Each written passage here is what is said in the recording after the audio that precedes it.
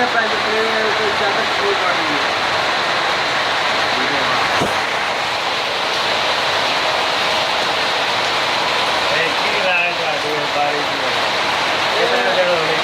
कोई हुकूमत की वजह से आता ना क्यों भाई तो हुकूमत आ गई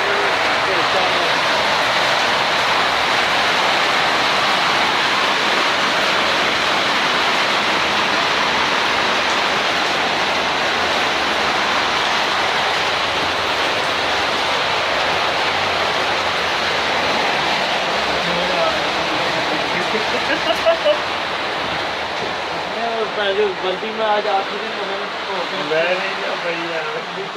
बहुत ज़्यादा बारिश है मनो भाई।